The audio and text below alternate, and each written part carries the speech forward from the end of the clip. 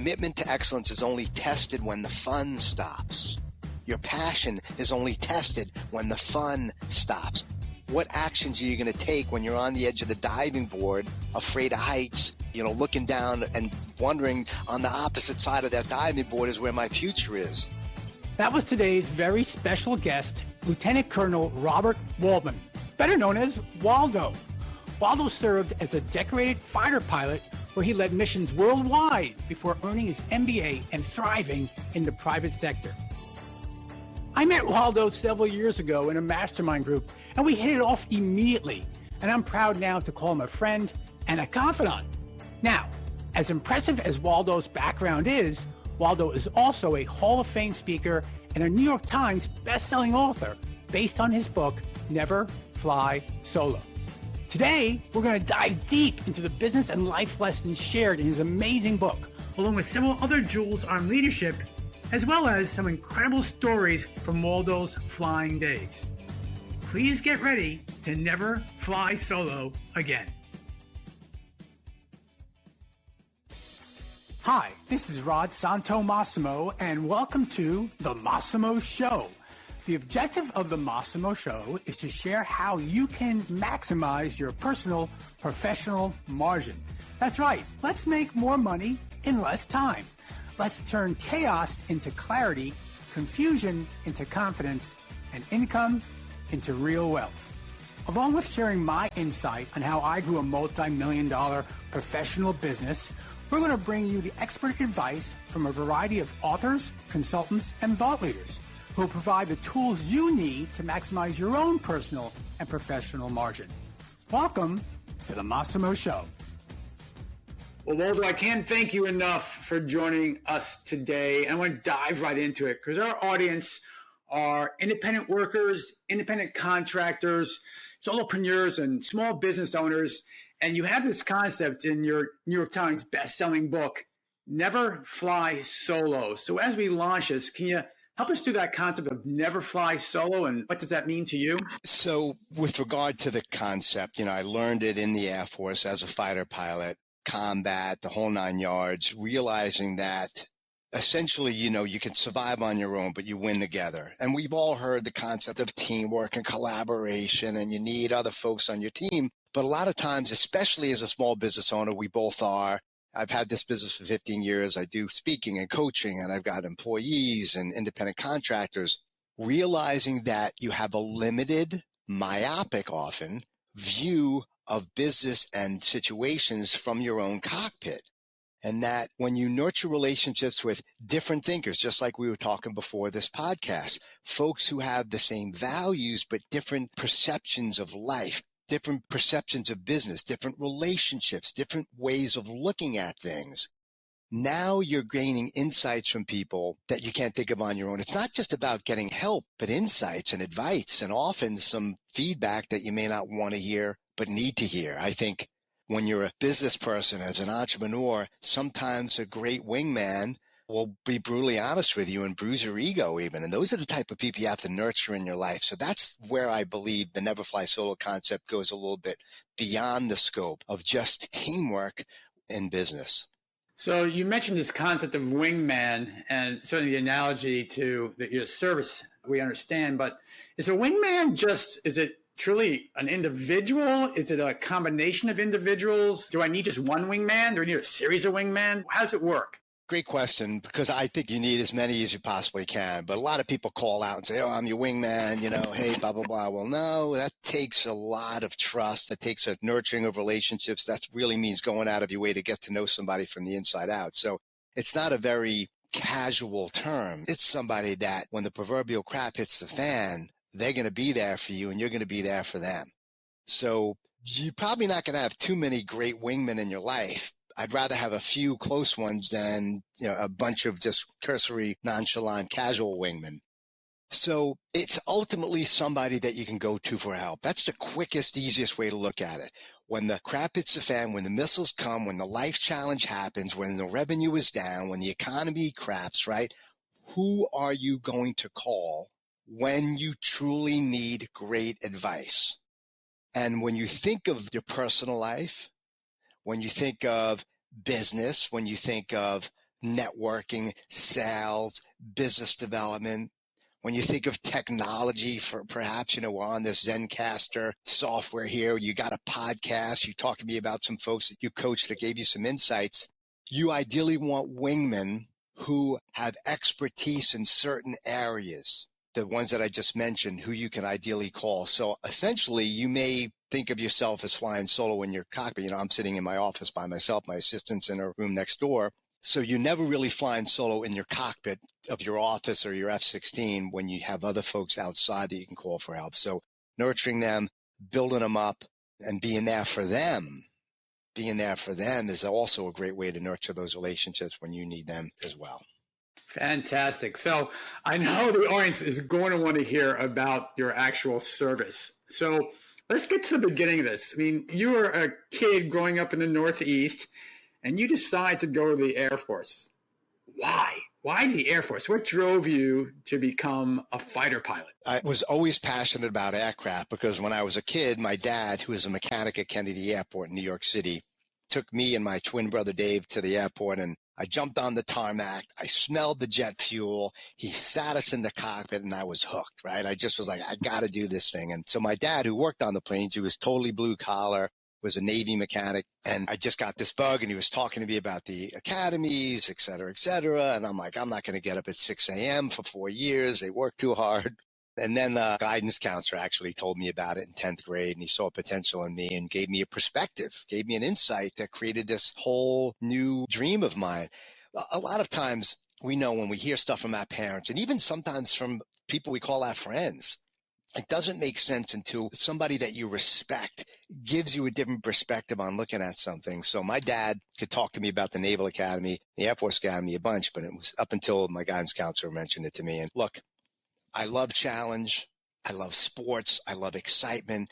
I love anything that's going to get in my way that's going to help me grow. And what a great place to go, such as the Air Force Academy, where I can really be not only in that environment, but surrounded by other men and women who were passionate about growth and kicking butt.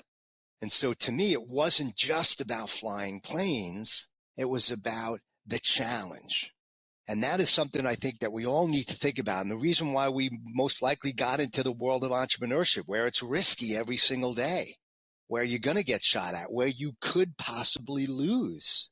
And so for me, and I would assume for most of us on this call, on this podcast listening, you've got to ask yourself, am I willing to lose today in order to possibly go out there and win? And the more I grow and the more I'm in business and the more I win and lose engagements and win and lose all sorts of things, I realize that it's that challenge, it's the juice that gets me going. And the more I lose the battles, the more likely I'm going to eventually win the war, right? So what battles are you willing to lose? What failures are you willing to go through? The tribulations, the crucibles, the garbage that's just going to totally beat you down and say, yes, I lost that battle, but eventually I'm going to win the war. And that's the constant journey. And the wars are changing. The theaters of operation are changing. But isn't that the juice, right?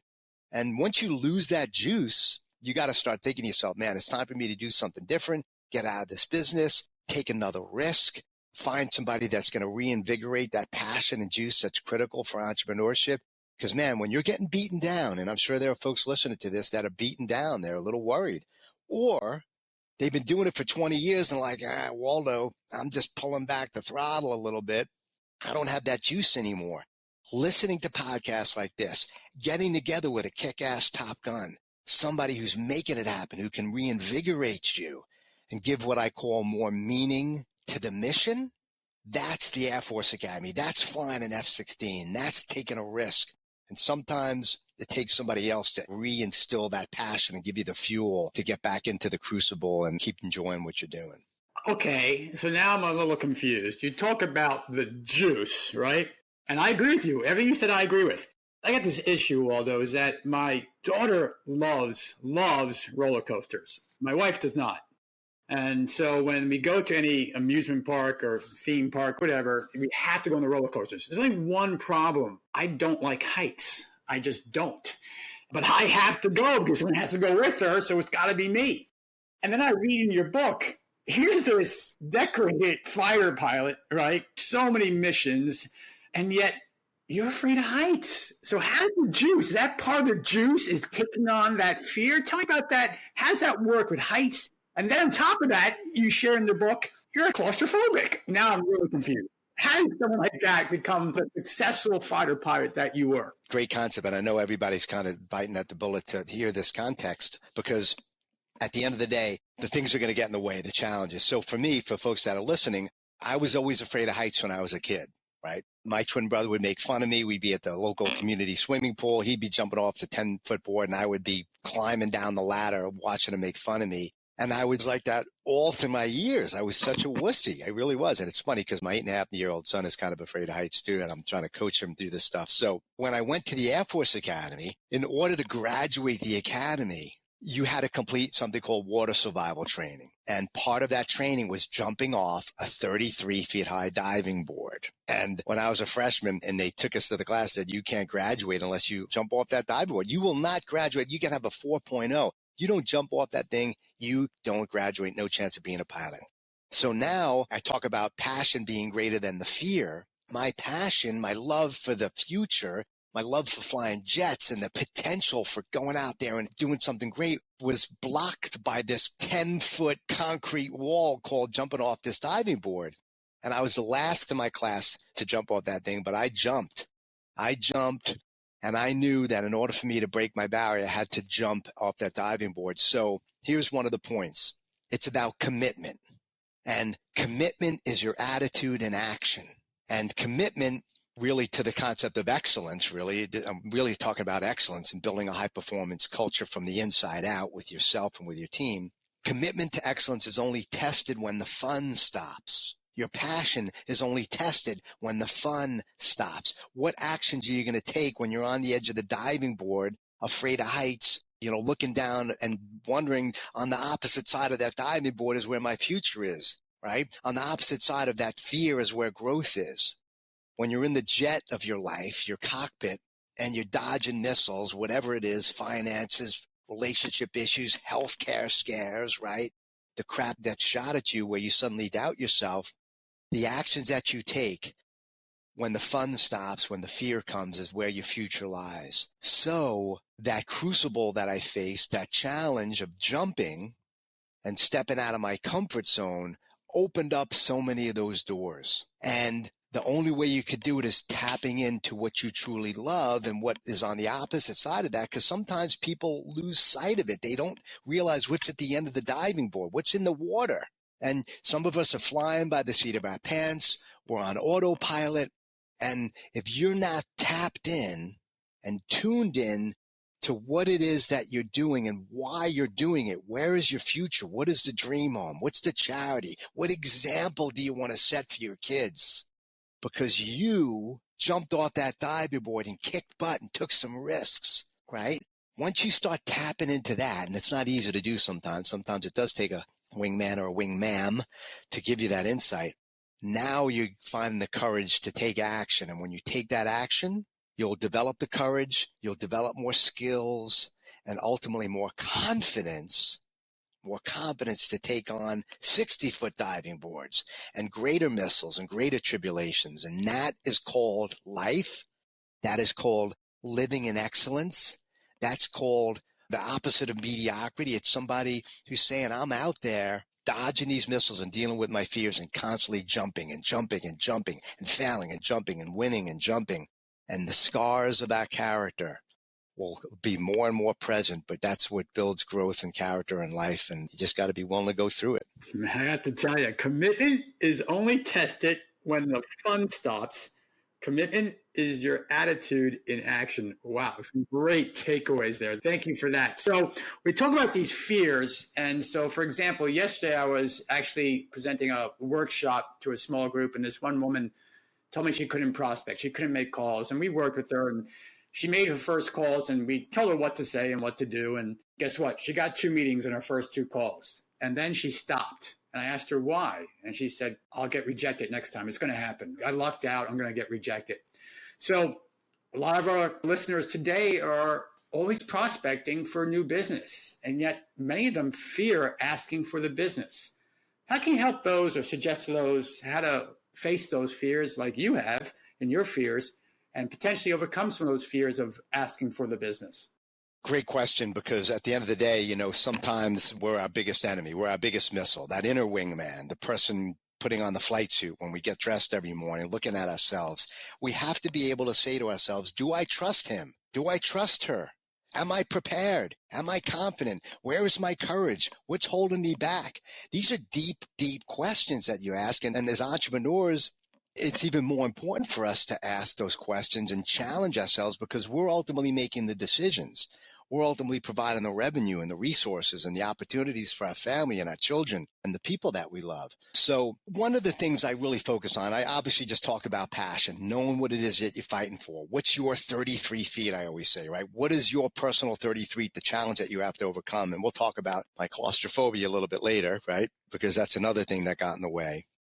Preparation, being mission ready, developing the confidence. Let me tell you why that young lady was a little bit afraid. She was dependent on her luck a little bit. Obviously, you gave her some coaching, but she didn't do it enough to build up the confidence necessary to stay in the cockpit and dodge some new missiles. So as an entrepreneur, as a leader, as a business owner, you've got to constantly figure out what you need to do to prepare and stretch beyond the comfort zone. I mentioned before about losing battles to win the wars.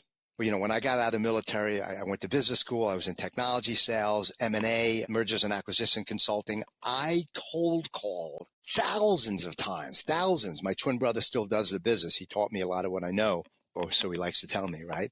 But he's great. And it's a constant phone game. Calling up, dealing with rejection, figuring out what you needed to say on the phone. Now, the way I became better at it is I asked for help. I got coaching from my twin brother, other people. I listened to podcasts and read books. But the more I practiced it, the more I got mentored and coached and gave some feedback, from some other folks. Look, I said, listen to this call. I want you on that call, obviously at mute. Let's record it. Let's review it afterwards. Embarrass the living heck out of me. Bruise my ego. Tell me what I did wrong. Tell me what to say or what I did say that was right or wrong, right? And so it's not just about getting some coaching and some advice. It's literally putting yourself in the cockpit and getting shot at and being fed some feedback from your friends and bruising your ego.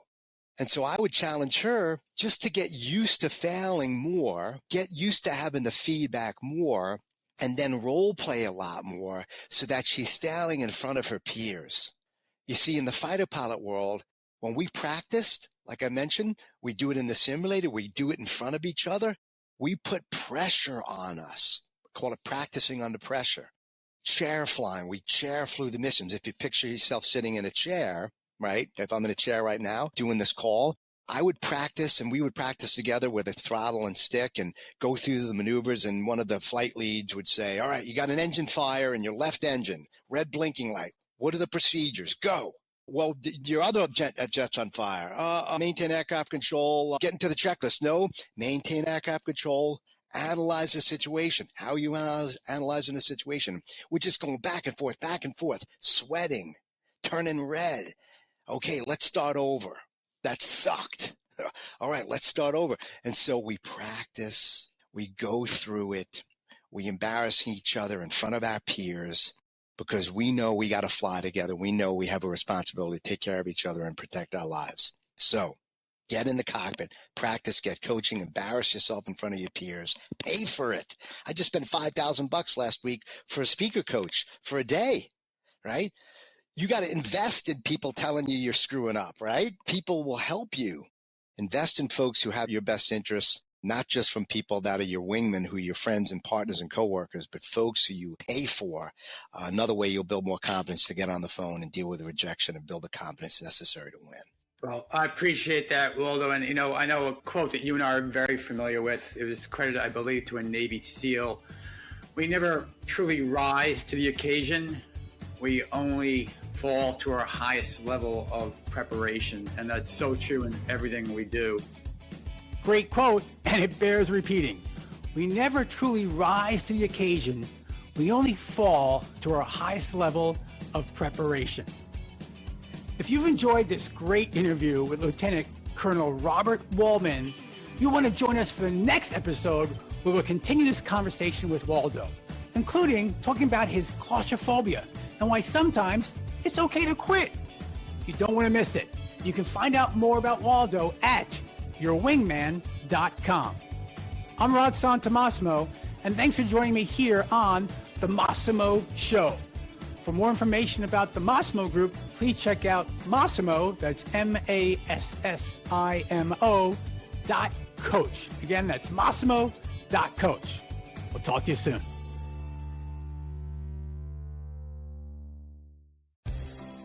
Hi, this is Rod Santomassimo, president and founder of the Massimo Group.